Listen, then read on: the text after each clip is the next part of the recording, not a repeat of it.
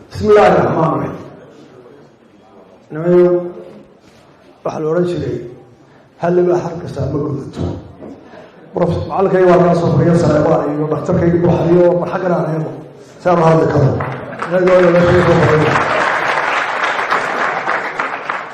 weliba kaana dalata wixii ay yaqaaneen oo aniga dhiga ay dadka ugu aqoon badan baa leeyahay ka hada oo weliba adag simplification waa wada fikrisi marka methodka intii waa weyn lagu isla garanaysaa laakiin dadka imika ilaa ingiriisiga ah iyo micnaha ka dambeeyay si dadka loogu gudbin lahaa ayaaba ila adag anigu imika waxaa warrami doonaa waxaynu u doonayno waxan dhibaatooyinka ayna haysta ee aynu doonayno in waxan aynu baranayno inu soo qaado inay daweeyaan siday ummadaha horada wax ugu daweeyeen iyo waxay inoo tarayaanna dadkii qoray buuggan oo 3 guddi ahaa oo aynu uga mahadnaqayno ilaahay ka abaalmarin doono guddidii talabixinta guddidii farsamada oo iyagu faraha gacanta ula tegay editorkii ka dambeeyey ee u saxay qoraalkooda iyo guddida dib u eegidda intaasoo dadka aqoonta ugu badan oo dhowr iyo 20 professor iyo doctor isku tegay siday u soo saareen dee anigu imika shaqo ka badan bixin maayo kolka hore haddii aan siraahdo turjumaano oo afsoomaali civic education markan si walba ogayo wuxuu igu dhowaaday inay tahay habka maaraynta maamulka qaranka oo dhan waa masal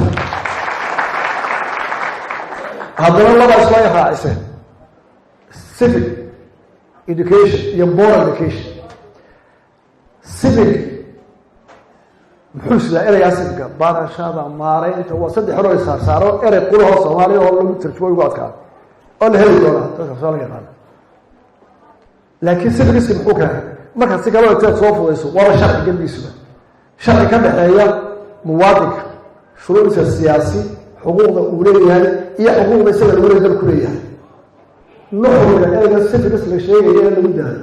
waxa weeye qofkii muwaadinka ahaa adigu maxaa xuquuq leeyahay ee sharci ku sii ku siyaasadeed ku dhaqaale ku nafta ilaalin ku xoolo ilaalin ku dadka aad doonto adigana maxaa lagu leeyahay inta la sharci marka hadday bulshadu intaas la fahamto aniga iyo hebel muxuu xaq ugu leeyahay ana aan ku leeyahay aniga bulshadu maxay ugu leedahay iyaga bulshada maxaan ku leeyahay haddii intaa la soo gato waa dhaqan kara dhabaa wada dhaqan kara dhibaatada in haysataana intaas la isla garanayo moor af Soomaaliga marka la eego kelmadda sirriga lagu hebel waxa uu ka sirriigtaa hebel waxa uu ka sirriigtaa yani waxa weeye waxa magir waxa iga daa adoon xalaal ma waxa laba yeer marka waxa weeye maxaa adiga labada qof maxaa sariga ka dhaxay nin halkaas ka maraya ay karti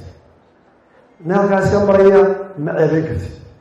nin halkaas ka maraya wuxuu leeyahay ma qaadan karti kolka qofku waxa uu ka sariga qof kale uu qulay bulshada inta la ku yeelanaysa marka baad inta wada ku dhaqanaa ilaa xad labadaba dhaqankeed dadku dawladaha wasaarada badan bay iyagu qoraalay iyo sir maanta aan baray 100 sano ka qoriyo magacyada goola bixino adduunka oo dhan ugu isticmaala adduunka oo dhan soo bara inaga maanta inuu waraysan inaynu soo yeedin taas waa inta darsiga anigu dhaafay inta professorada la sharaxay laakiin waa markaan ingiriisi sana adag ee u baahan in ku yeelo raasiyo in loo Soomaaliya loo jilciyo inaan xagga jilicsan qofka uga bilowdo haddaba inta hadii ay tahay xeerarka dadka ka dhaxeeya waxaan uga baahnay dhibaatooyin maanta dhasaan ay sheegayaan maanta saddexdii baan saar professorada macallimiinta jaamacadaha aqoonyahanka dhalinyarada waxay sheegayaan marka waa in dadka la sheego marka saddexdii hadday joogaan waa waxa dalka jira waa in sheegaan maxaa dhacay sharciga ka dhaxeeya labada saddex heer baa dadka laga dhaqmaa ولا ودولي كإسلامك كان رومانك هي كينيا دقنك كينيا دقنك ودولي دقن كينيا وآل وجه عليها لكن آل وذا أغوني وإنت هذين السويدين دقن كينيا كشرعات كانوا شعلها لما أنت واحد شعلنا شرعات دعاء الله يسين المشي والصبر الله لا يعلم الله لها حضر مرك قفك رقمايه وحيد عالم كينا لو سبيها لو بريه doorashada ugu horeysa xisbiyaa la sameeyey waa sharciyaa loo sameeyey dhaqaalaa la geliyey waxaa la sharciyada xisaabsan haddaba xisbiyadii maxay ka doonayeen xisbiyadii waxay noo tarayaan oo qolooyinkii samaysaba ay ku tareen qaybsanaanta bulshada ardaan qolada gobolka rag iyo dumar kala qaybsanaanta da-yar iyo da-weyn kala qaybsanaanta qani iyo faqiir kala qaybsanaanta aqooyaha iyo aqoonta badanka allah kala aqoon intaasoo dhan inaynu iskaashadada isfahamnay xisbiyadu isfahamsiiyaan oo aynu dhan intiisu fikradda u guurteen u dooranayaan xisbiyadu iminka waa labaatan jir ayay ku dhow yihiin intii ay xorada la soo noqonay intii wixii ka korseegada xisbiyadu labaatankii sannadood haddaynu isweydiino qaybsankii may naga saareen ma uriyeero dadkii ma isku dareen ardaagii may naga saareen waa mid qani iyo faqiir may naga saareen way isu keegeeyeen waa mid da-aa kala waaweyn ee mujtamaca ma isku xidheen oo ma isku dareeno meel mooda geeyeen waa tu kale aqooyahanka iyo ninka aqoonta maxay ka yeeleen ma isku dareen waa mid kale dee anugu qiimeyn maaye wala xisbi waa dhacdo annagu haada wax doon wanaagsan baan la soo taaganahay idinkaa qiimeynta loo sheegi waxaan u baahanahay laba haddii xeer iyo constitution aynu qoranno intaa lagu daaray oo guddiyada sameeyey culimo iyo maxadaqabada ay u badan yihiin uu 130 qodob noqday oo ilaa lixdameeyo ama 250 sharciga laga sameeyey sharcigaa ma aqbala oo ma wada rumaysanaa oo ma u guuraayo ma raacanaana waa mid kale mise maya ee waynu maqalay teedayo yaroo su-aal kale markaan anigu way argadeeda ka warramo waxaan arkay dadkii mujtamacii la xukumayay oo isku waafaqsan inay dowlad casriga samaystaan xaqiiqadoo ay tahay inaanay koodii ka guurin oo aanay aqbalay dowladda casriga waayo qofku markaa wuxuu baahanayaa horta in loo sharxo waxa dowladda aynu soo aragtay noqon taasi waa ta sharciyada haddii imika dhinin jiro inagoo arkayna halkaa reerku ka dhashay waxay ku dadaalayaan sir iyo caadba inay dembigaa ka fakiyaan hadduu qof dulmo oo uu xaawaan xooliisa u dhacana waa taatulmi waxyaalaha haysta waxaa ka mid a moral tii siyaasadda xisbiyadu way socon waaye xisbiyadu kaabaqabiile noqdeen waayo dadkii baa qabiilka doonaya lagaaba dhegaysan maayo daadkaa sharci baan raacaya xisbigu dad buu u baahan yahay dadku waxay doonayaan baa soconaya waa ilaah tushic waa lagu yimanayaa waxaa lagu keenayaa nin dadka dila oo wuxuu doona xada oo aan dowladda cusub aqoon oo laandheera ah oo reerkiisa wato haddaad diido codkii baa kaa tagaya dee qofna ma rabaan cadana yaa garab socda looyarkii professorkii dhakhtarkii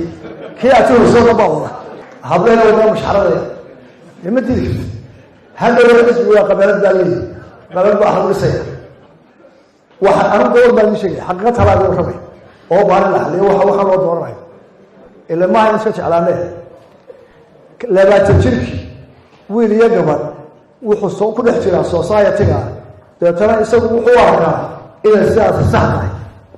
40 jir buu ku gaarayaa 60 buu ku gaarayaa deetana waa geedkaaday ka dhaadhicinaysid sida meel u gaari maayo markay dhibaato ka aragnay in badan laga sheekeeyey laakiin talaabo laga qaadi waayo waxaa nala noqotay inaynu ku noqono idhaahna dadka aan barno waxaan doonin iyo waxaan u dhigayo inagoo qoladiya inagoo landheereeya inagoo faankiya inagoo reer walba dadka u wanaagsan yahay oo kuwa kale aanay wanaagsanayn u fiirsan reer walba gaar u sheegaan iyagaan war kuwa kale maaha midna madax kale uma ogolaan waayo isma gudbaan isma waraystaanba midna isagaa iska u faan badan isagaa ugu dhaqan wanaagsan isagaa ugu qaaris laakiin inagaa aynu qaali wada noqonna ma isku darraa aynu wax weyn noqonne ayay u baahan taha la isku riga saddex waxa isgaraacayoona dhibaato inaga haysataa dhaqankeedii iyo kii la doonayay dowladnimada sharcigii dowladda dastuurkii la qoray sharcigeena dastuurkii ma ogolaa xeerkeena ma ogolaa waayo xeerkii mudaafaca caaqilka iyo suldaanka wuxuu u dhaartay oo ilaaliyaa jil qaranka ma ilaaliya isagu marka waa jilkiisa mar mudaafaca marka hadduu kii jilka daafacay kii baarlamaanka ee qaranka loo doortay ama guurtidii qaranka loo doortay ama madaxweynihii ama wasiirkii ka awood bato oo shicibkii ka raaco dee ka qabiilka wada awood badanaya marka waxay u baahan tahay in la yidhaahdo dadku waa adduunkooda waa wada qabaa'il ingiriiska dalka saynu ku dayanaa waa qabiil buu kala socda haddana wuu isku adegi chinahaas waa qabaa'il waa dhaanas laakiin wuxuu eegayaa inuu qabiilkii qaranimada ku dhiso ilaaliyo qabiilkiina ilaaliyo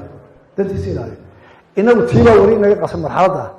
marka qarankii waa la dhisayaa garboodka waa lagu wada odhanayaa sharciga waa la samaynayaa laakiin waxaa la harayaa weli sentimentka reerka ka weyn labadaasi waa dhibaatooyin inala jirtooynu marayna inaynu isla fahmno la barto aynu kaga baxnaynu doonin morality